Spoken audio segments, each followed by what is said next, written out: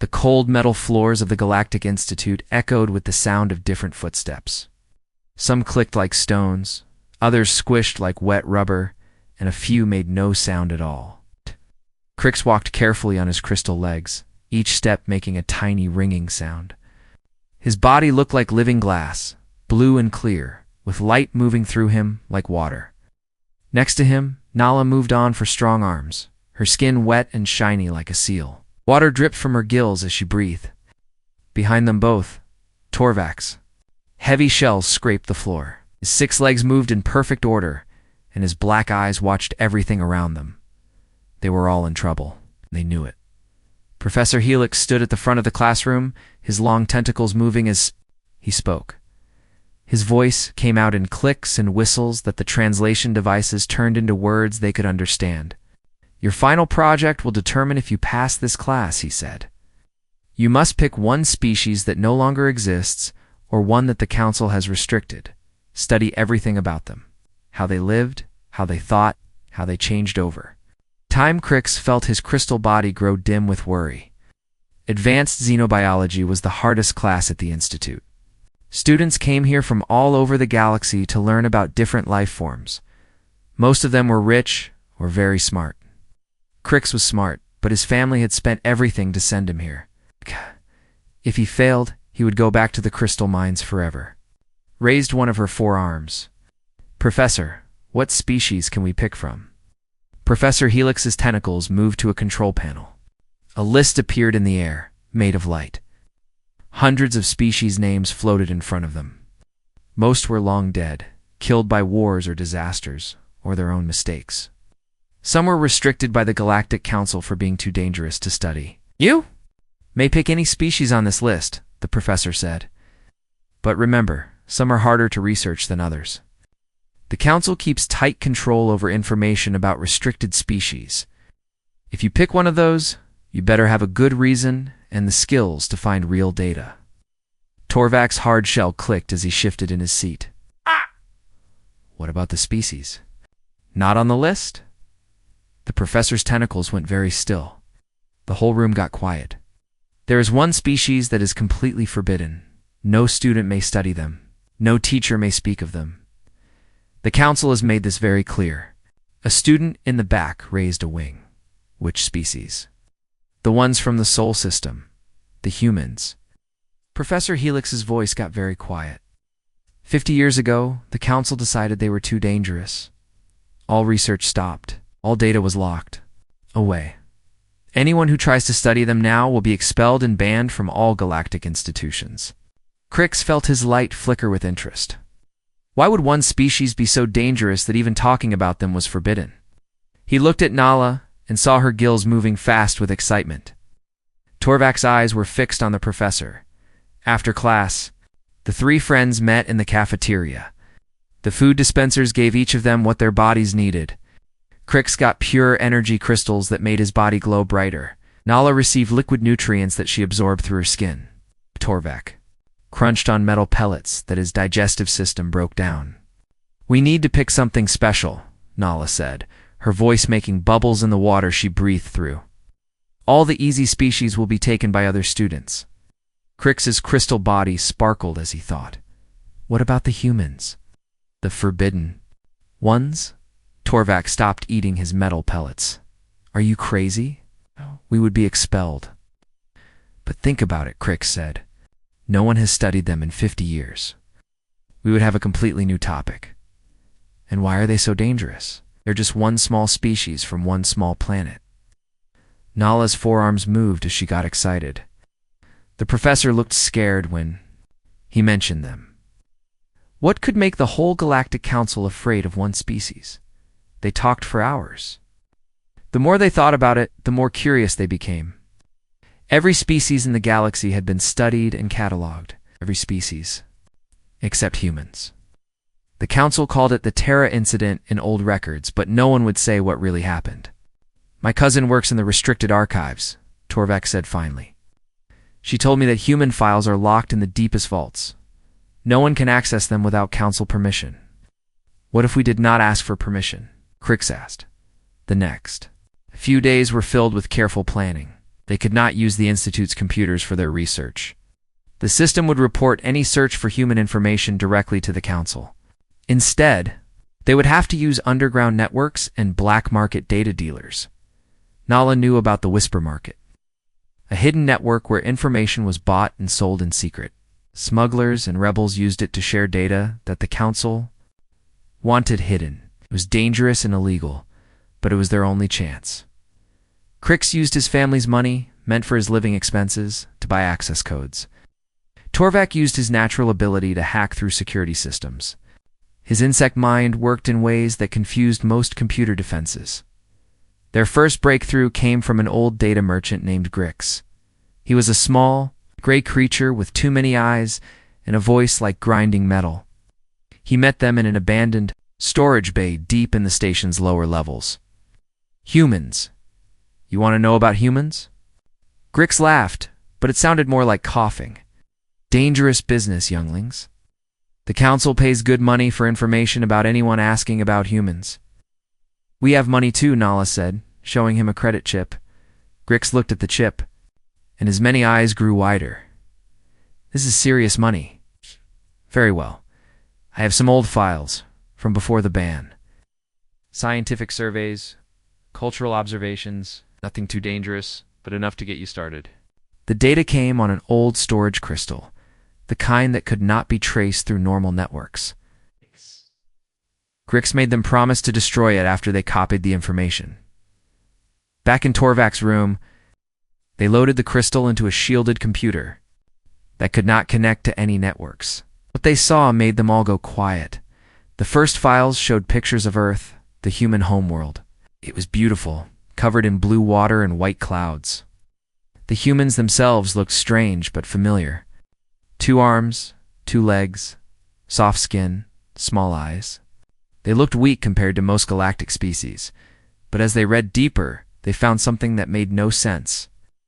The reports described humans as unusually adaptive and surprisingly innovative. One report said that humans had gone from simple tools to space travel in just a few thousand years. Most species took tens of thousands of years to develop that fast. Look at this, Crick said, his crystal body glowing brighter as he got excited. It says humans have no natural weapons, no thick armor, no poison, no telepathy. But they survived on a planet full of dangerous animals. How? Nala asked. The answer was in the next file. Humans used tools. But not just simple tools like most species. They made complex machines, and they worked together in large groups. They could change their behavior faster than any other known species. As they read through the night, one thing became clear. The official story about humans being dangerous killers did not match the data they were seeing. The humans looked more like explorers and builders than warriors. We need more information, Torvak said as the station's artificial morning began. This is just the beginning. They had no idea how right he was, or how much trouble they were about to cause. The next few weeks turned into a dangerous game of hide and seek. Crix, Nala, and Torvak spent their days in normal classes, pretending to work on safe research projects. But their nights belonged to the humans. They met different data dealers. In dark corners of the station, each meeting was risky. Council security forces watched for exactly this kind of activity. But the 3 friends had become addicted to the mystery. Every new piece of information about humans made them more confused and more curious. Old Pete was their best source. He was not really old, and his name was not really Pete, but that is what everyone called him. He was a furry creature with 6 arms and a talent for finding information that was supposed to be lost forever. He met them in the station's recycling center, where the noise of the machines covered their voices. You kids are playing with fire, Pete said, his fur changing. Colors with worry, but your money is good. So here's what I found. He gave them a new data crystal, this one much larger than the first. These are official council records from the first contact period. It took me 3 weeks to steal them from a government archive. This could get us all memory wiped if we are caught. Back in their secret room, they loaded the new crystal. They found changed everything they thought they knew about the galaxy. The records showed that humans had been discovered during their industrial age, and they were just starting to use machines powered by steam and electricity. The council had been watching them for over 200 years before the quarantine happened. "Look at this report," Nala said, her gills fluttering with excitement. She read from the screen. "Human subjects show remarkable ability to adapt behavior based on changing conditions. Unlike most species, they do not follow rigid social patterns. Recommend continued observation to understand this unusual flexibility." The early reports were full of scientific curiosity about human behavior. Council researchers were fascinated by how quickly humans changed their societies. Most galactic species had the same governments and social rules for thousands of years. Humans seemed to change everything every few generations. But as the reports got newer, the tone changed. The council researchers started to sound worried instead of curious. "Here," Crick said, his crystal body flickering as he read. This report, from 50 years before the quarantine, says human technological advancement exceeds all predictive models. They've developed nuclear weapons, space travel, and global communication networks in less than 100 years. This rate of change is unprecedented and potentially destabilizing to galactic order. Torvak's shell clicked as he moved closer to the screen. "What does that mean, destabilizing to galactic order?" They found the answer in a series of secret council meetings from just before the quarantine. Records were marked with the highest security levels, the kind of information that could start wars if it got out. The council had been preparing for first contact with humans. They planned to make contact the way they always did with new species. First, they would demonstrate their superior technology and military power. Then they would offer the new species a choice: join the galactic community under council rule, or be isolated from all galactic civilization. It had worked with every species for thousands of years. Some species fought at first, but they always gave up when they realized how outmatched they were. The galaxy was peaceful because everyone understood who was in charge. But something went wrong with the humans. The records showed that when the council fleet arrived at Earth, humans did not react the way they were supposed to. Instead of being afraid or amazed, they started asking questions. They wanted to know about galactic technology, galactic society, galactic history. They offered to trade knowledge and resources. They treated the council representatives like equals instead of like superior beings. "This is impossible," Nala said, reading a transcript of the first official meeting between humans and council representatives. The human ambassador is arguing with the council fleet commander. He is demanding proof of their claims about galactic law. The human questions had been embarrassing for the council. Humans wanted to know why the galaxy was ruled by an unelected council. They asked why some species were treated as superior to others. They questioned why information was restricted and why trade was controlled by government instead of free. Markets worse, humans had their own ideas about how societies should work. They talked about democracy, where leaders were chosen by the people instead of inheriting power or taking it by force. They described economic systems where anyone could start a business and compete fairly. They explained legal systems where everyone was equal under the law, regardless of their species or social status. The council had tried to explain that these ideas were dangerous. The galaxy was peaceful because everyone knew their place. If species started thinking they could govern themselves, it would lead to chaos and war. But humans disagreed. They pointed to their own history and showed how democratic societies were more stable and prosperous than dictatorships. They offered to share their knowledge freely, without demanding submission or tribute. The council was faced with something they had never encountered: a species that genuinely believed there was a better way to organize civilization. "Here is where it gets interesting," Torvak said, his eyes scanning a classified report. The council tried to make the humans submit by showing them their military power. They destroyed an asteroid near Earth to demonstrate their weapons. The human response had shocked everyone. Instead of surrendering, they had asked for the technical specifications of the weapon.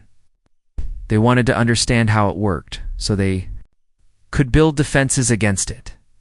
When the council refused to share the information, humans started trying to figure it out themselves. Within months, human scientists had developed new theories about energy manipulation that came close to matching council technology. The council realized that humans learned faster than any species they had ever encountered. "Look at this," Crick said, his light growing brighter as he read. Secret Council memo says, human learning capacity appears unlimited. They reverse engineer technology from simple observations. They share all knowledge freely among themselves, leading to exponential advancement rates. Recommendation: immediate quarantine before their ideas spread to other species. The truth was becoming clear. Humans had not been quarantined because they were violent or dangerous. They'd been quarantined because their ideas were dangerous to the Council's power. The records showed what had really happened during the Terra incident. When the Council tried to force humans to submit, humans had fought back. But they had not fought with weapons or violence. They had fought with broadcasts. Human transmissions had reached every planet in the local sector. The broadcasts contained detailed descriptions of human government, human rights, human science, and human philosophy. They offered all of this knowledge freely to anyone who wanted it. The effect had been immediate and terrifying for the Council. Young beings on dozens of worlds started asking why their governments did not allow free speech or free elections. They wanted to know why scientific knowledge was restricted and why some species had more rights than others. The Council had managed to stop the broadcasts and quarantine the Sol system, but not before the damage was done. They had spent the next 50 years working to make everyone forget about human ideas. They rewrote history to make humans look like violent barbarians who had to be contained for everyone's safety. We have been lied to, Nala said quietly. Everyone in the galaxy has been lied to. As they sat in the dim light of their secret room, surrounded by evidence of the biggest cover-up in galactic history, the three friends realized they had a choice to make. They could destroy the evidence, write a safe research paper, and graduate quietly. Or they could find a way to tell the truth.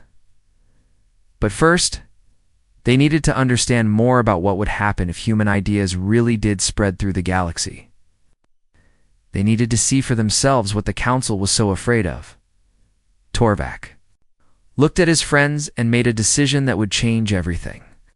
We need to run a simulation. The Institute's quantum computers were the most powerful in the galaxy. They could simulate entire star systems, predict the evolution of species over millions of years, model complex social interactions across hundreds of different civilizations. Students were only allowed to use them for approved projects, and every simulation was monitored and recorded. But Torvak had found a way around the security systems. His insect mind worked differently than most biological computers expected. While other species thought in straight lines, Torvak's thoughts moved in complex patterns that confused the monitoring software. He had discovered he could hide small programs inside the normal system operations like parasites that the host computer could not detect. "This is insane," Crick said, his crystal body dim with worry. "If we get caught using the quantum computers for unauthorized research, we will not just be expelled, we'll be arrested."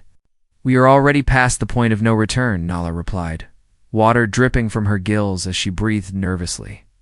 "We know too much to pretend we know nothing. The question is whether we do something useful with what we have learned." Waited until the deep night cycle, when most students were sleeping and the computer lab was empty. Torvak's security hack got them inside without triggering any alarms. The quantum computer filled an entire room, its crystalline processors humming with power that could calculate the movement of galaxies. "What exactly are we going to simulate?" Crix asked, as Torvak connected his hidden programs to the main system. "Are going to see what happens if humans are released from quarantine," Torvak said, his claws clicking rapidly on the input devices. "We have enough data about human behavior and psychology. We can model what would happen if they were suddenly introduced to current galactic society. Simulation would be incredibly complex. They needed to model not just human behavior, but the behavior of every major species in the galaxy. They needed to account for political systems, economic networks, social structures, and technological development across thousands of worlds. "And programming in 3 different scenarios," Torvak explained as data flowed across the screens. "First, what happens if humans are slowly integrated into galactic society over several decades? Second, what happens if they are given immediate, full membership in the Galactic Council? Third, what happens if they are allowed to spread their ideas freely without any council control?" The quantum computer began processing impossible amounts of information. It analyzed human historical patterns, psychological profiles, technological development rates, and social adaptability. Then it compared these two detailed models of every galactic civilization. While the computer worked, three friends sat in nervous silence. Outside the lab windows, they could see the lights of ships coming and going from the station. Normal life continued, while they committed what might be the biggest academic crime in galactic history. Results coming in, Torvak announced after several hours. Starting with Scenario 1, Slow Integration. The first simulation showed humans being carefully introduced to one sector of space at a time. The Council maintained tight control over what information humans could access and what roles they could play in galactic society. Even with heavy restrictions, the results were dramatic.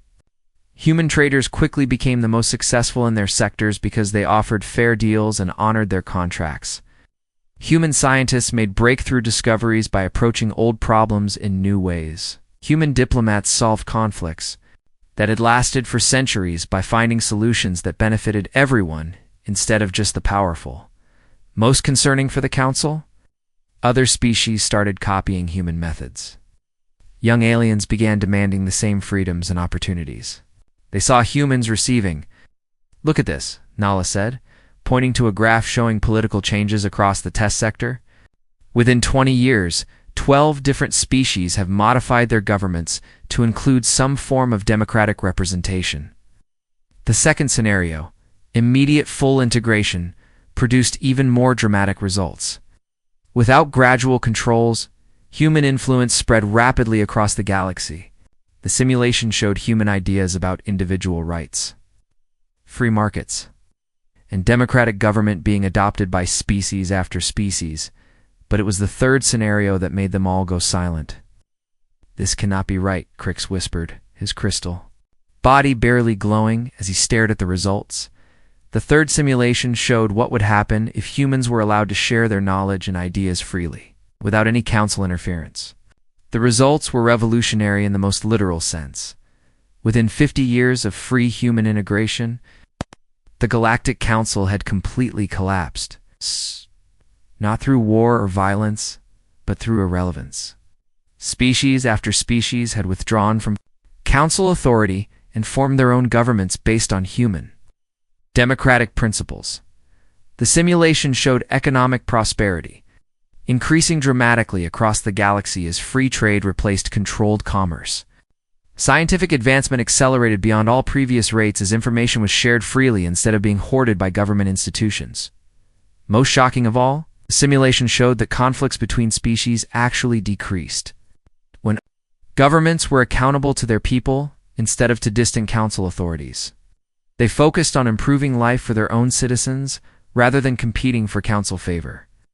"The simulation shows humans do not conquer the galaxy," Torvak said, reading through detailed reports the computer had generated.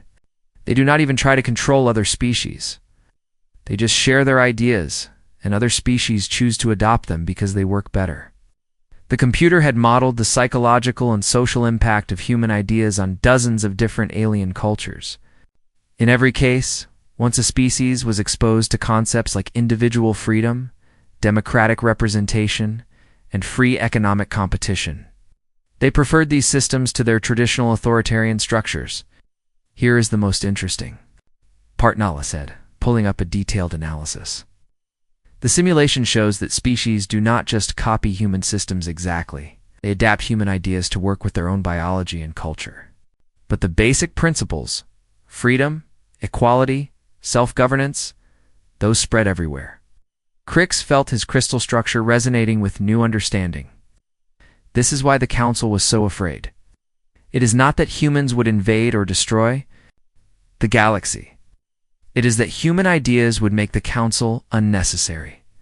The simulation had run millions of different variations, counting for different timing, different levels of human involvement, different responses from existing galactic powers.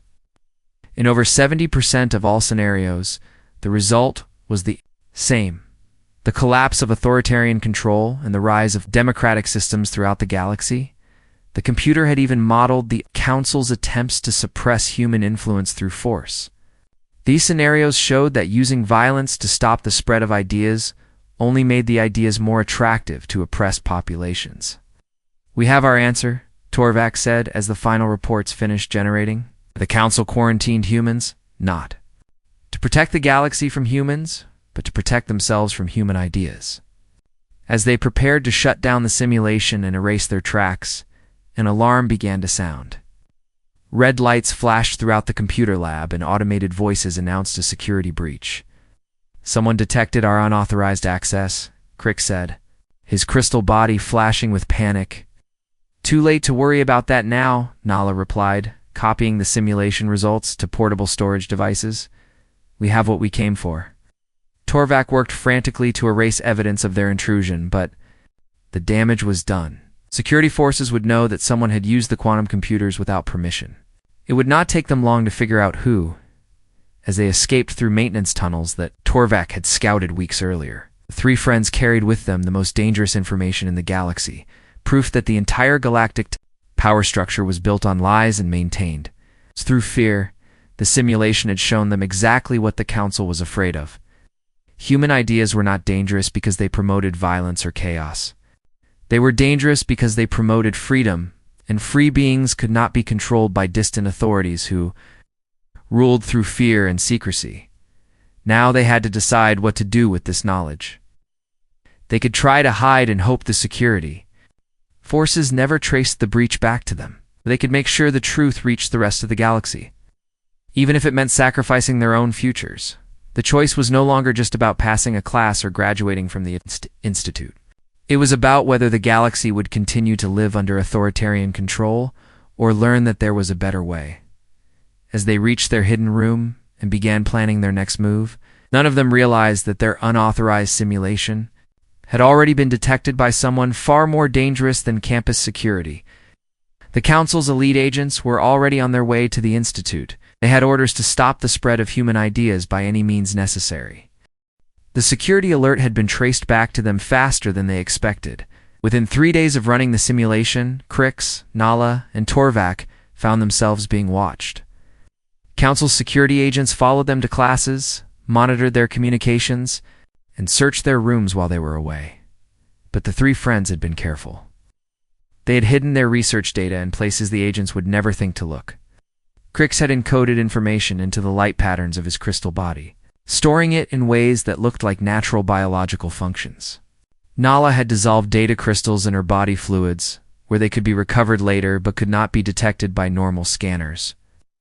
Torvak had used his insect biology to hide storage devices inside his shell, making them part of his actual body structure. The surveillance had an unexpected effect. Other students at the Institute began to notice the unusual security presence. Word spread quietly through the dormitories that someone was in serious trouble for unauthorized research. In a place where curiosity was supposed to be encouraged, the sight of security agents scared many students. But it also made some students more curious. Rico was the first to approach them. He was a young member of the Tentacle Confederation. With flexible arms that could reach around corners and sensitive touch organs that could feel electrical fields, he cornered Crix in the library, speaking in whispers that were barely audible. "No, you found something," Rico said, his tentacles twitching with nervous energy. The security presence, the locked computer labs, the restricted access warnings. "What did you discover that has the Council so worried?" Crix looked around carefully before answering. "Why do you want to know?" "'Cause I have been asking questions too," Rico replied. "Questions about why certain research topics are forbidden, why some historical records are classified, why students are not allowed to study anything that might challenge official Council policies. I think you found answers." Over the next few weeks, more students approached them. Maya, a flying species with hollow bones and incredible memory, had noticed inconsistencies in official galactic history. Brix, a plant-based life form who could process multiple data streams simultaneously, had discovered gaps in the public archives that suggested massive amounts of information had been deleted. The three friends realized they had started something they could not control. The truth about humans was spreading through underground student networks, passed along in whispered conversations and encrypted messages, but they were not sharing detailed information yet. They needed to be more careful. The breakthrough came. When Dr. Valen approached them, she was one of the younger professors at the institute, someone who had always encouraged her students to think critically and ask difficult questions. She found them in an abandoned classroom during the night. "Cycle, I know what you are researching," she said without introduction. "And I know why the council is so afraid of it." Torvak's shell clicked with surprise. "How do you know?" "Because I was part of the original research team that studied humans 50 years ago," Dr. Valen replied. "I was young then, just starting my career. I believed the council when they said humans had to be quarantined for galactic safety. It took me decades to realize I had been part of covering up the truth." Dr. Valen told them about the real events surrounding the human quarantine. She had been there when the council made the decision to hide human ideas from the rest of the galaxy. She had seen the panic among council leaders when they realized that human concepts of freedom and democracy were already spreading to other worlds. "The council spent enormous resources suppressing human influence," she explained. "Historical records, classified research data, and even used memory modification on scientists who knew too much about human society. They created the story about humans being dangerous warriors to justify the quarantine." "Why are you telling us this?" Nala asked. "Because I am old now, and I am tired of living with the lie," Dr. Valen said. "I've spent my career teaching students to seek truth while hiding the biggest truth of all. If you have found evidence of what really happened, the galaxy deserves to know." Of what they had discovered, she also helped them make contact with other professors and researchers who had suspicions about the official story. But their expanded network also made them more visible to council security. Agent Commander Dex had been assigned to investigate the security breach at the Institute. He was a member of the Enforcer caste, beings who were bred and trained specifically to maintain council authority. His species had no capacity for doubt or questioning orders. They existed to follow commands and eliminate threats to galactic stability. Commander Dex had reviewed the security footage, analyzed the computer logs, and identified the 3 students responsible for the unauthorized simulation. But he was also concerned about the growing interest in forbidden topics among the student population. His investigation showed that questions about restricted research were spreading throughout the Institute. The commander decided to act before the situation got worse. He arranged for Krix, Nala, and Torvak to be arrested during a routine dormitory inspection. The charges would be simple: unauthorized use of Institute computers and accessing classified information. The punishment would be expulsion, memory modification, and permanent exile from all galactic institutions. But the 3 friends had been preparing for this possibility. They had created a dead man's switch, a system that would automatically release all their research data if they were arrested or disappeared. The data would be transmitted to every student at the Institute, plus contacts at universities throughout the galaxy. On the night before their planned arrest, Dr. Valen brought them devastating news. Council intelligence had discovered their dead man's switch and was preparing to jam all communications from the Institute. If they were going to release their information, it had to be immediately. "We have one chance," Krix said, his crystal body flashing with determination. "We broadcast everything now, before they can stop us." "They will arrest us the moment we activate the transmission," Nala pointed out. "Then we make sure the transmission counts," Torvak replied, working through the night. They prepared a comprehensive data package containing all their research about humans, the simulation results, and Dr. Valen's testimony about the real events 50 years ago. But instead of just sending it to other students, they decided to broadcast it to the entire galactic communications network. The transmission would reach every planet, every space station, every ship in the galaxy. It would be impossible for the Council to suppress once it started. But it would also be an act of open rebellion that could trigger a galactic crisis. As they prepared to activate the transmission system, alarms began sounding throughout the Institute. Security forces were moving in to arrest them. It had minutes before their opportunity would be lost forever. "Are we really going to do this?" Nala asked, her gills fluttering with fear and excitement. "The simulation showed us what could happen if beings throughout the galaxy learned the truth about human ideas," Krix said. "Democracy, freedom, equality, the right to govern themselves. If we do nothing, those ideas stay buried forever. Activated the transmission system as security forces broke down the door to their hidden room.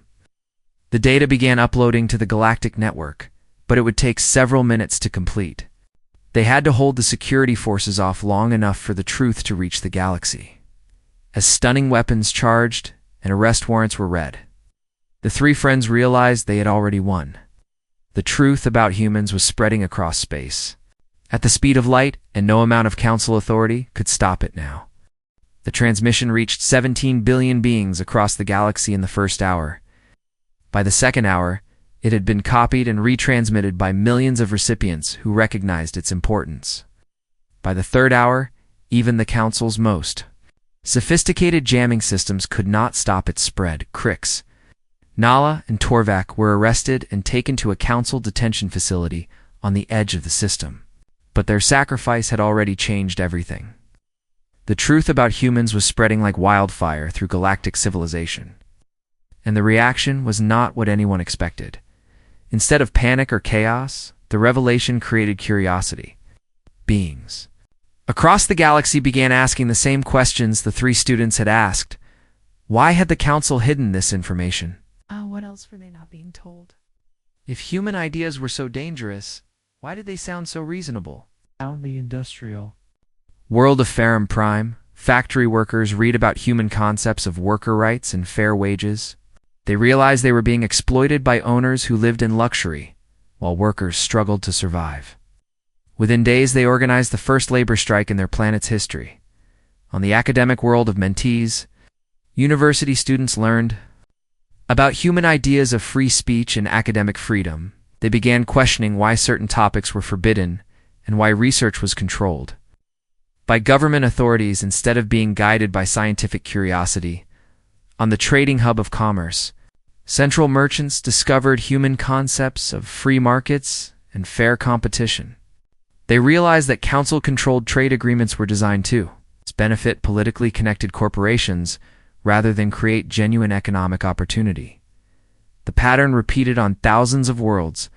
The revelation about humans did not create revolution through violence, created revolution through ideas. Beings across the galaxy realized they had been living under systems that served the powerful rather than the people. Commander Dex reported to his superiors that the situation was rapidly spiraling out of control. The Council's normal methods of maintaining order were failing. They could not arrest millions of beings for reading information. They could not use military force against peaceful protests and strikes. They could not suppress ideas that had already taken root in the minds of free-thinking beings. The Council convened an emergency session to decide how to respond to the crisis. Some members wanted to declare martial law and use the Council fleet to force compliance. Others argued for a more moderate approach, making small reforms to address the most serious complaints while maintaining overall control. But as they debated, something unexpected happened. The humans themselves entered the conversation, deep.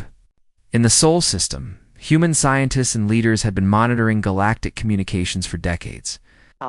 They knew about the quarantine, and they knew about the lies the Council had told about them. They had been patiently waiting for the right moment to make contact with the wider galaxy. The broadcast from the three students provided that moment. Humans realized that their ideas were already spreading through galactic civilization. The time for hiding was over. The human message was transmitted simultaneously to every major world in the galaxy. It was simple, direct, and completely unexpected. President Martinez, speaking for the United Earth government, appeared on screens throughout galactic space. "People of the galaxy," she said, looking directly into the camera with calm confidence. "We know you have been told lies about us. We know you have been kept from learning about our ideas and our way of life. We want you to know that we bear no anger toward those who quarantined us. We understand that they were afraid of change," the president continued, explaining human concepts of democracy, individual rights, and peaceful cooperation. But she did not just talk about ideas. She offered concrete help. "We have developed solutions to many problems that affect civilizations throughout the galaxy," she said. technologies for clean energy, methods for sustainable food production, treatments for diseases that affect multiple species. Offer all of this knowledge freely, with no conditions and no demands for submission. The broadcast included detailed technical specifications for fusion reactors, agricultural techniques that could feed billions, and medical treatments for genetic conditions that plagued several galactic species. Everything was offered as a gift. With no strings attached, the effect was immediate and devastating to Council authority. Beings across the galaxy compared the Council's approach of control and restriction with humanity's approach of sharing and cooperation. The choice was obvious. Within weeks, entire sectors began withdrawing from Council authority. They did not declare war or launch attacks. They simply announced that they would govern themselves according to principles of democracy and self-determination. They invited human advisors to help them establish new institutions. But they made it clear that they were choosing their own path. The Council found itself powerless to stop the peaceful revolution. Every time they tried to use force, more worlds joined the independence movement. Their authority was dissolving not through military defeat, but through irrelevance. Krix, Nala, and Torvak were released from detention when their homeworlds declared independence from Council rule. They returned to find the Institute transformed. Students were now free to research any topic they chose. Professors taught critical thinking instead of obedience to authority. The search for knowledge was guided by curiosity rather than political control. Dr. Valen had been appointed as the new director of the Institute, now renamed the Galactic Institute of Free Inquiry. She offered the three friends full scholarships to complete their studies, along with positions as research assistants, studying the ongoing transformation of galactic civilization. "You started something that changed the galaxy," she told them. "Now we need to understand how to build something better. From what we have learned, the galaxy was indeed changing rapidly. New governments were forming based on democratic principles adapted to different species and cultures. Trade was becoming truly free, leading to unprecedented prosperity. Scientific knowledge was being shared openly, accelerating technological development across all civilizations. Most remarkably, conflicts between species were decreasing. When governments were accountable to their people, rather than competing for council favor, they focused on improving life for their citizens rather than gaining power over others. The human ships that finally left the Sol system were not conquerors or colonizers. They were teachers, advisors, and friends. They helped other species adapt human ideas to their own cultures and needs. They shared technology freely and asked for nothing in return except the opportunity to learn from others. 1 year after the three students had first decided to research the forbidden species, Crick stood on the observation deck of a human ship traveling to his home world. His crystal body glowed with satisfaction as he watched the stars stream past. Beside him, Nala and Torvak were planning their next research project, comprehensive study of how democratic ideas were being adapted by different species across the galaxy. "Do you think we did the right thing?" Nala asked, her gills fluttering. "Thoughtfully." "Look around," Torvak replied, gesturing toward the mixed crew of humans and aliens working together on the ship's bridge. "We helped create a galaxy where beings are free to choose their own path, where knowledge is shared instead of hoarded, where cooperation is valued more than control." Crix felt his crystal structure resonating with deep contentment. They had started as 3 students trying to pass a difficult class. They had become the catalysts for the most peaceful revolution in galactic history. The humans had been right about one thing. Ideas were indeed more powerful than weapons. The idea that all beings deserved freedom, dignity, and the right to govern themselves had spread across the galaxy faster than any army could march. And unlike conquest through force, this victory would last because it was based on the willing choice of free beings rather than the submission of the defeated. The galaxy would never be the same.